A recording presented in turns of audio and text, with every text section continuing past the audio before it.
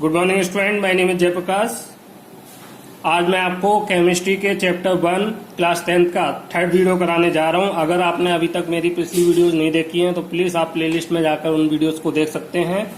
और अभी तक अगर आपने चैनल को सब्सक्राइब नहीं किया है तो प्लीज चैनल को सब्सक्राइब कर लें, बेल आइकन प्रेस कर लें, जिससे आपको समय से मेरी लेटेस्ट वीडियोस का नोटिफिकेशन मिलता रहे और आप समय से देखते रहें। Let us start today's video, balancing of chemical equation. तो लास्ट क्लास में मैंने आपको बैलेंस केमिकल इक्वेशन समझाया था। बैलेंस केमिकल इक्वेशन में मैंने आपको क्या बताया था, लेफ्ट हैंड साइड को हम क्या बोलते हैं, रिएक्टेंट साइड, और राइट हैंड साइड को क्या बोलते हैं, एरो के प्रोडक्ट साइड।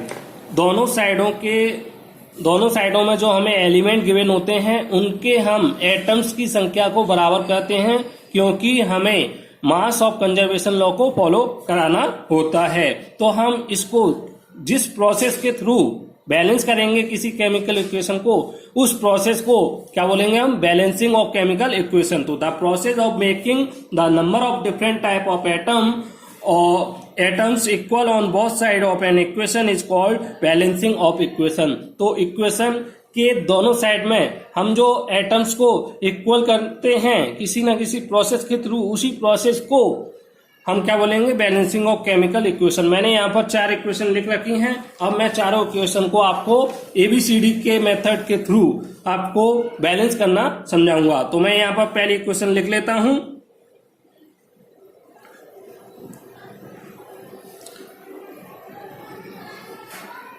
ये मैंने पहली इक्वेशन लिख ली। अब मैं इसको एबीसीडी मेथड के थ्रू आपको सॉल्व करके समझाता हूं।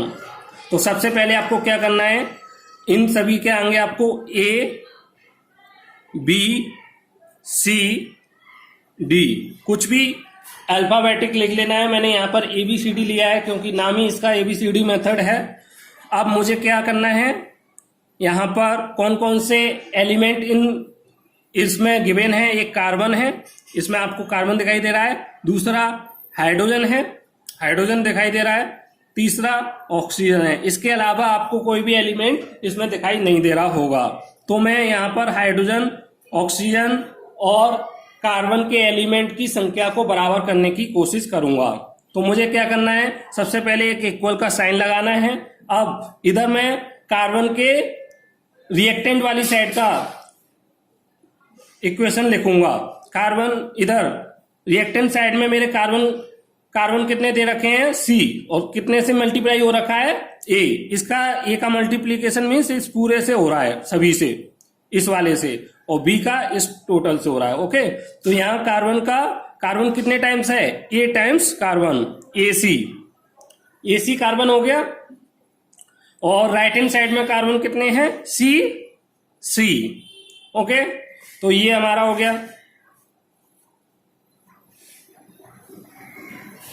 तो यहां सी से सी को मैं कैंसिल कर सकता हूं। तो मैं सीधा यहां पर आपको क्या लिखूंगा, a equal to c. Carbon कितने के बराबर है, a is equal to c. Okay, अब हाइड्रोजन का लेफ्ट हैंड साइड में कितने हैं, 4 इंटू ए। तो 4a, हाइड्रोजन के कितने, 4, और ए से मल्टीप्लाई हो रहा है तो 4a। अब राइट हैंड साइड में देखेंगे तो हाइड्रोजन के कितने, 2, और कितने से मल्टीप्लाई हो रहा है, डी से, तो कितना हो गया, 2d। अब ऑक्सीजन के आ जाते हैं। ऑक्सीजन का रिएक्टेंट साइड में कितना है, 2b, और यहां पर ऑक्सीजन के कितने हैं, 2c, और साथ में इसमें भी है। तो पहले उससे पहले प्लस का साइन है तो प्लस का साइन, और कितना है ऑक्सीजन का, d। तो ये मेरी 3 इक्वेशन आ गई। अब मैं 3 इक्वेशन को मैथमेटिकली रूप से सॉल्व करूंगा, और जो वैल्यू एबीसीडी की आएगी वो मैं यहां पर पुट कर दूंगा, और मेरी इक्वेशन कैसी हो जाएगी, बैलेंस। कैसे, अब इसमें आपको जो ये 3 हमारी इक्वेशन बनी है, 1 2 3। अब मुझे एक ऐसा कंपोनेंट चुनना है एबीसीडी में से जो ज्यादा इक्वेशन में या सभी इक्वेशन में आया हो। तो ए मेरा इसमें भी आया है, इसमें भी आया है, इसमें नहीं आया है। बी इसमें आया है, इनमें नहीं आया। डी इसमें आया है, डी इसमें आया है। तो आप ए और डी में से किसी को 1 मान सकते हैं। तो मैं यहां पर जो सबसे एबीसीडी में सबसे ज्यादा इक्वेशन में आया होगा, ज्यादा 2 या 2 से अधिक या सभी इक्वेशन में आया होगा, उसको मैं 1 मानूंगा। तो मैं यहाँ ए को 1 मान लेता हूं। ए इक्वल 1 मैं इसमें पुट करूंगा तो सी इजकल टू ए है यहाँ से, तो सी ए की वैल्यू मैंने 1 मान ली है। लेट ए इजकल टू 1, तो c equal to a, c equal to 1 हो गया। ऐसे ही मैं ए की वैल्यू यहां पर पुट कर दूंगा 4a is equal to 2d। 4 ए की वैल्यू कितनी है 1, 2d। 4 is equal to 2d, 2 से मैं 4 को कैंसिल करूंगा तो d की वैल्यू मेरी आ गई ये, और a की वैल्यू मैंने 1 मानी है। अब इन तीनों वैल्यूज को मैं इसमें पुट करूंगा, यहां से b की वैल्यू फाइंड करूंगा। 2b is equal to 2c plus d। 2c की वैल्यू कितनी है 1, और d की वैल्यू मैंने कितनी निकाली है 2, तो 2 प्लस 2 4, 2b, तो b की वैल्यू यहां से 2 से कैंसिल करूंगा 2। तो अब मेरी सभी वैल्यू आ गई हैं। तो मैं जो इक्वेशन थी यहां पर a के बजाय कितना पुट करूंगा 1, तो 1 इंटू CH4 प्लस b की वैल्यू कितनी है 2, तो 2O2, और c की वैल्यू कितनी है यहां पर c की 1, तो 1CO2, ओके 1CO2, और d की वैल्यू कितनी निकली है 2 यहां पर पुट कर दूंगा तो 2H2O, तो CH4 1 का मल्टीप्लाई करेंगे तो कोई फर्क नहीं पड़ेगा, 2O2 CO2 प्लस 2H2O। अब आपको मैं दिखा रहा हूं ये इक्वेशन मेरी बैलेंस हो चुकी है। कार्बन का 1 है, कार्बन का 1, हाइड्रोजन के इधर 4 है, हाइड्रोजन के इधर 4 है, 2 का मल्टीप्लाई हो रहा है। ऑक्सीजन के इधर 4 है, ऑक्सीजन के 2 और 2 यहाँ पर 4 हो गए, राइट हैंड साइड में 4, लेफ्ट हैंड साइड में 4, तो इक्वेशन हमारी बैलेंस हो गई। मैं एक बार और समझाता हूं। मेरी इक्वेशन ये इस तरीके से गिवन थी मुझे, CH4 plus O2 plus CO2 plus H2O, ये मेरी इक्वेशन गिवन थी। सबसे पहले मैंने क्या किया, यहां पर अल्फाबेट लिखा है, इसको ए से मल्टीप्लाई किया पूरे को, इसको बी से मल्टीप्लाई किया, इसको स्मॉल सी से, और इसको स्मॉल डी से, और ये कैपिटल सी है कार्बन, ओके। फिर मैंने क्या किया, अब मैंने इनमें वो कौन कौन से एलिमेंट गिवन है दोनों साइड में, तो एक कार्बन था, एक ऑक्सीजन था, एक हाइड्रोजन था। अब कार्बन के इधर कितने हैं ए टाइम्स कार्बन, तो ए इधर, अब मैं पहले ए टाइम्स, ये रिएक्टेंट साइड हो गया, ये एरो को मैं इक्वल से रिप्रेजेंट करूंगा यहाँ पर, क्योंकि मुझे इक्वेशन सॉल्व करनी है। और कार्बन के इधर कितने हैं सी टाइम्स, स्मॉल सी टाइम्स हैं, तो ए इक्वल टू सी। ऐसे ही मैंने हाइड्रोजन के कितने हो गए 4a, हाइड्रोजन के 4 और ए से मल्टीप्लाई हुआ है तो 4a, और इधर कितने हैं डी से मल्टीप्लाई हुआ है और 2 से, तो ये इक्वल का साइन और 2d, ओके। इसी तरीके से ऑक्सीजन का करना है हमें।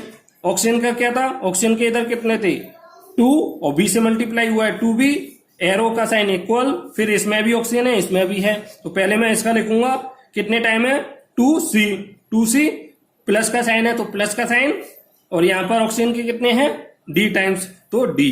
तो इस तरीके से मेरी ये 3 इक्वेशन आई थी ये, और फिर मैंने इनको सॉल्व किया। क्या किया था, जो ये 4 मेरे अल्फाबेट हैं ABCD, अब इसमें ये 3 इक्वेशन बनी है। ऐसा अल्फाबेट को मुझे 1 मानना है, चूज करना है 1, जो 2 या 2 से अधिक इक्वेशन में गिवन हो। तो मेरा A इसमें भी है, A इसमें भी है, इसमें नहीं है, मीन्स 2 में है। D इसमें है इस इक्वेशन में, लेकिन इसमें नहीं है। और C मेरा इसमें भी है और इसमें भी है, मीन्स हम, और B केवल मेरा इसमें है, तो B को तो मान नहीं सकता हूं। A B C किसी को भी आप 1 लेकर इस तरीके से सॉल्व कर सकते थे। मैंने यहां पर A इक्वल टू 1 मानकर किया है। आप B equal to C D equal to 1 मानकर भी कर सकते हैं, ओके। तो ये आपकी एक इक्वेशन सॉल्व होती है। अब मैं इक्वेशन सेकेंड आपको सॉल्व करा के दिखाता हूं।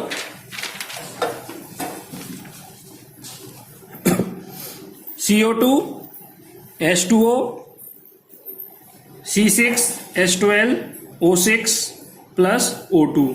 इसमें भी हमें क्या करना है, सबसे पहले ये मैंने इक्वेशन ली सेकंड वाली, बैलेंस करके दिखाना है।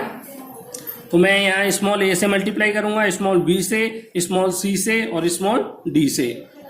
अब मैं यहाँ पर कितने एलिमेंट हैं, एक कार्बन है, एक ऑक्सीजन है, एक हाइड्रोजन है, कार्बन ऑक्सीजन हाइड्रोजन, इधर भी कार्बन हाइड्रोजन ऑक्सीजन, तो कार्बन हाइड्रोजन और ऑक्सीजन, ये 3 एलिमेंट हैं। अब मैं रिएक्टेंट साइड में देखूंगा कार्बन कितने टाइम्स है, ए टाइम्स दिया है, इधर कार्बन कितने टाइम्स है, सी, वो 6 कार्बन है और सी से मल्टीप्लाई हो रहा है तो इक्वल टू 6C। एक इक्वेशन हो गई। और फिर हाइड्रोजन के इधर कितने हैं, 2B, बी से मल्टीप्लाई हो रहा है और हाइड्रोजन के 2 एटम्स हैं। ऐसे ही हाइड्रोजन के इधर कितने हैं, 12 हैं और सी से मल्टीप्लाई हो रहा है तो 12C। ये मेरी इक्वेशन आ गई। अब ऑक्सीजन का देखते हैं। ऑक्सीजन का इधर कितना है, 2A, ऑक्सीजन का 2 ये है और ए से मल्टीप्लाई हो रहा है तो 2A। फिर ऑक्सीजन इसमें भी ये प्लस का साइन है तो प्लस का साइन, बी एक है केवल और बी से मल्टीप्लाई हो रहा है तो केवल बी हो गया। अब एरो मीन्स इक्वल का साइन, यहां ऑक्सीजन के कितने हैं, 6 और सी से मल्टीप्लाई हो रहा है तो 6C प्लस, और डी के कितने हैं, ऑक्सीजन के यहाँ कितने हैं 2 और डी से मल्टीप्लाई हो रहा है तो 2D। तो मेरी ये 3 इक्वेशन आ गई, 1, 2 और 3। तो यहां पर भी आप देख रहे हैं ए इसमें भी आया है, ए इसमें भी आया है, बी इसमें आया है और बी इसमें भी आया है। तो आप ए जो ज्यादा में आता है, अब यहाँ ए और बी दोनों 2 बार आए हैं, दोनों इक्वेशन में 2 इक्वेशन में आ रहे हैं, तो आप यहाँ तो ए को 1 मान लीजिए या बी को 1 मान लीजिए। मैं अब बी से मानकर दिखा देता हूं जिससे आपको ये ना लगे कि ए को ही मानकर सर बार बार कर रहे हैं। तो b इक्वल टू 1 लेट, तो यहां पर मैंने b इक्वल टू 1 लिया, इक्वेशन इसमें पुट करूंगा, 2 × 1 इज इक्वल टू 12C। तो 2 इक्वल टू 12C, तो यहां से कितना हो गया, 1/2 से काटेंगे तो 1/6C, C बराबर 1/6, वैल्यू आई है 1/6। ओके, यहां पर पुट करूंगा a इक्वल टू 6 और C की वैल्यू कितनी आ गई, 1/6 आई है, C से C कैंसिल तो कितना आ गया, इक्वल टू 1। ओके, 1 आ गया। इसी तरीके से अब मैं यहां पे पुट करूंगा 2, A की वैल्यू 1, B की वैल्यू पता नहीं है और C की वैल्यू, B की 1 लेट मानी हमने। ओके, और 6, C की वैल्यू कितनी आई है, 1/6 प्लस 2D, 6 से 6 कैंसिल तो 1 प्लस 2D, यहां 2 प्लस 1 तो 3 is equal to 1 plus 2D, 1 cancel हो जाएगा 2D। ओके, और 2 से ये 2 कैंसिल तो D इक्वल टू 1। तो D की वैल्यू ये आ गई, C की वैल्यू 1/6 और A की वैल्यू 1 आ गई। तो स्टूडेंट मेरी A, C, D और B की वैल्यू आ चुकी हैं। A equal to 1, B equal to 1, C equal to 1/6 और D इक्वल टू 1। मैं ये वैल्यू इस इक्वेशन में पुट कर सकता हूं डायरेक्ट, कोई दिक्कत नहीं है, लेकिन इसको अच्छे से देखने के लिए मैं क्या करूंगा, इसका एलसीएम लूंगा। तो A, B, C और D कितनी वैल्यू आ गई, 1:1 रेशियो 1/6 रेशियो 1। अब मैं क्या करूंगा, इसको एक सिंपल रेशियो में लाने के लिए इस पूरे को कितने से मल्टीप्लाई कर दूं, 6, क्योंकि इसका रेशियो कितना आएगा 6।